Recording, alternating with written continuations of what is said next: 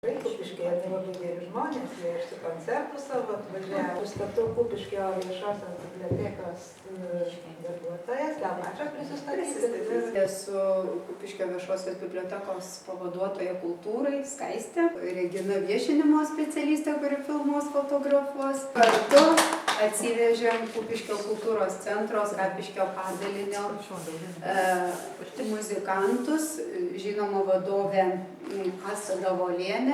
Vykom iš tikro pristatyti žydų tautybės rašytojo Šlomo Kodeš knygą Pasakojimai iš tėvo namų.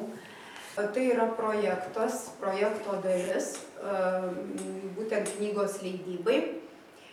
Viską papasakosiu vėliau, tik tai dabar atvažiavus tokia mintis kilo, žiūriu, pas jis yra netgi parodėlė padaryta žydų knygučių ir atversta Aukinaitė, o iš tikrųjų viskas nuo to ir prasidėjo, kad mes pristatymą turėjom daryti Rokiškyje, bet kažkaip susiklostė, kad mūsų direktorius sako, žinai, gal padarykim Panemunėlį, sako, tengi yra šita garsi poetė Matilda Aukinaitė, gal ten tikrai žmonės susidomės labiau, visgi vis tiek pažįstamas veidas.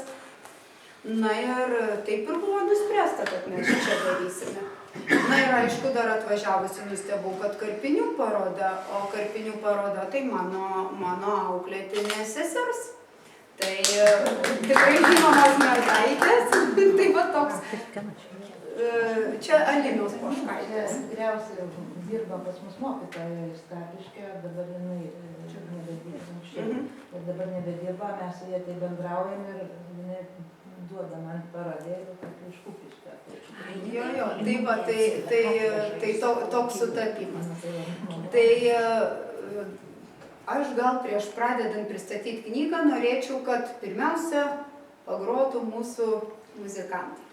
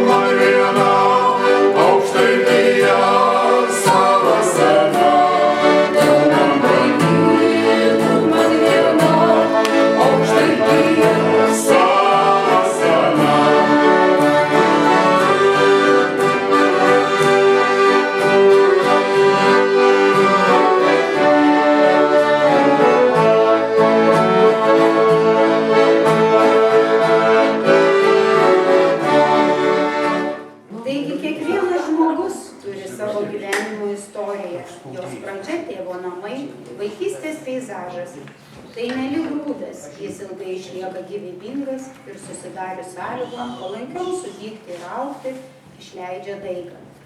Pasakojimas neužauga vienu ypu, jis daro pertraukas, panyra į žiemos miegą, pabunda ir su nauja išraiška grįžta į save. Kartais mažumėlė paėjėja, atgal, kartais išsilieja į naujas platumas. Toks ir mano pasakojimas, mano gyvenimo istorija. Jis prasideda nedidelėme Kupiškio miestelėje, kuris man atstoja visą Lietuvą, žydišką Lietuvą, Lietuvą, kurios nebėra. Taigi, tokia jaudinančia įžanga apie namus, apie gimtinę, noriu pristatyti žydų tautybės kalbininko Šlomo Kodeš knygą Pasakojimai iš tėvo namų. Ši knyga yra Kupiškio viešosios bibliotekos ir Geros valios fondo projekto vaisius. Geros valios fondas, jeigu mes iš tikrųjų nesusidūrė, tai yra fondas, kuris remia žydus. Tai yra visas veiklas, kas susijęs su žydais. Taigi projekto tikslas buvo žydų tautybės kalbininko atsiminimų knygos, kuri yra parašyta hebrajų kalba, vertimas ir leidyba iš anglų kalbos į lietuvių kalbą.